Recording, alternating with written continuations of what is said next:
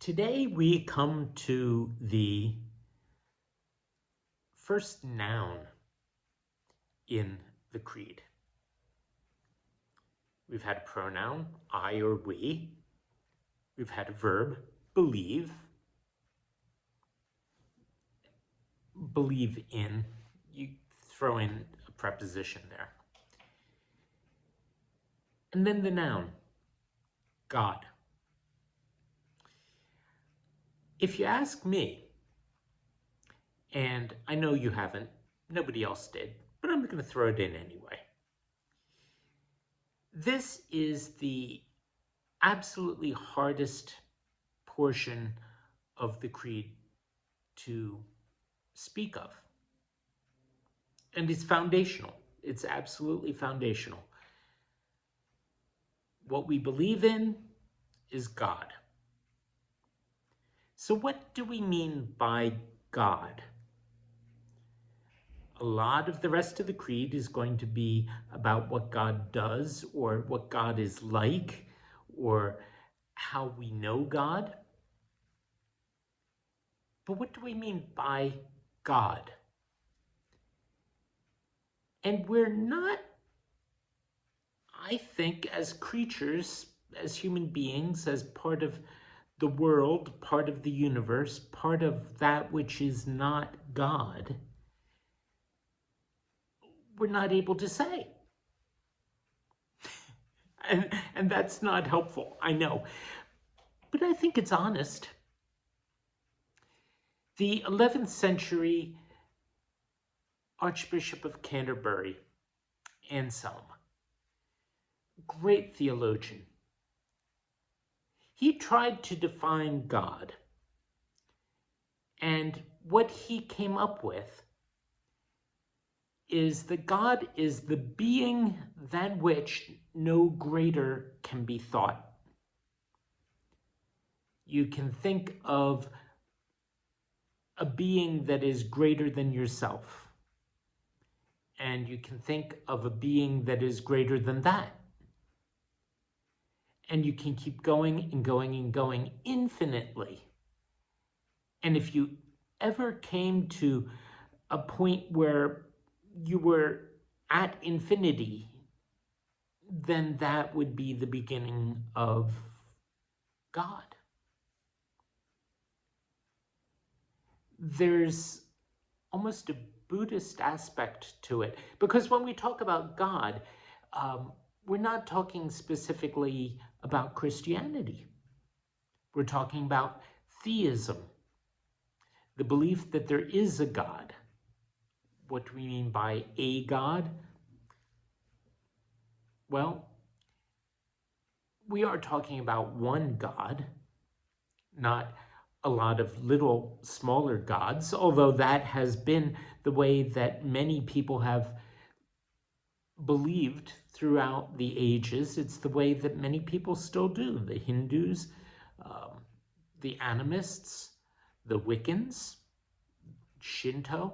These are all groups that believe in many small gods, perhaps part of one overarching God, but divisible and identifiable and able to be connected to one particular aspect of the universe or another. When we say we believe in God, we're not talking about just a God of something, but a God that precedes everything. And that's almost impossible for us. Well, it is impossible for us to wrap our minds around. That isn't to say we haven't tried. Not long after Anselm, a little more than a century later, there was another theologian, a great Dominican scholar of Aristotle,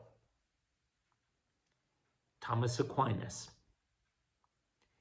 He tried to reason about God, just as Anselm had in his way. And Aquinas pointed that everything we know has a cause. And the cause of all causes, he said, is God. That everything we know that moves because something moves it. And that which is the unmoved mover, the first mover, the prime mover, that is God.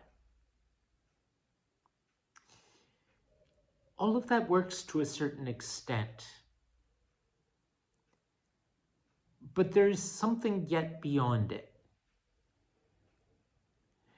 As human beings, we live by stories, by trying to make analogies that help us to understand to the best of our ability things that are bigger than we are. And one of the stories that appears in the Bible is an encounter between a shepherd named Moses, who is out tending his father-in-law's flocks in the middle of the desert one day, and this God. And as they talk back and forth between them, which is quite an accomplishment to begin with, Moses says, "What is your name? When people ask me who you are, what name should I mention?" And God says, "I am." Or it's also possible to translate it as, "I will be. I will be who I will be. I am who I am." God is existence. God is the one who just is. Now, some people that don't believe in a personal God would say, well, that's just the universe. The best we can understand is the universe. The universe is that which is, and we are part of it. And everything is a manifestation of this isness. There are aspects of Hinduism that look at things that way too. But Judaism, Christianity, Islam, the what we would call faiths of the book, the Abrahamic faiths,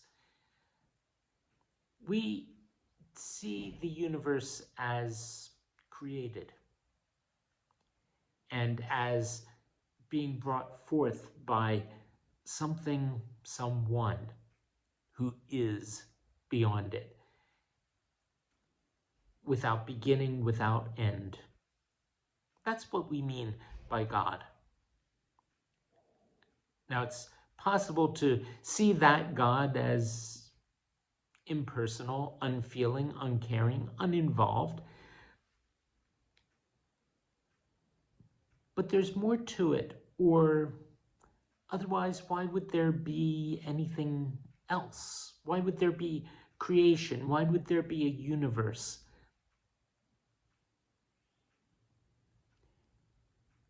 And we can talk about that, and we will, in the next part of the Creed. But before anything else, we speak of God as being personal, involved.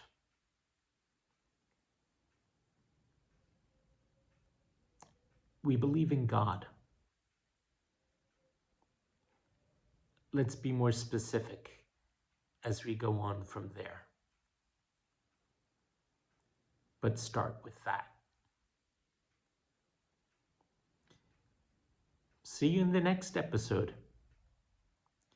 And if you're scratching your head until then, you're just doing what anyone who has ever really thought about God has ended up doing. See you soon.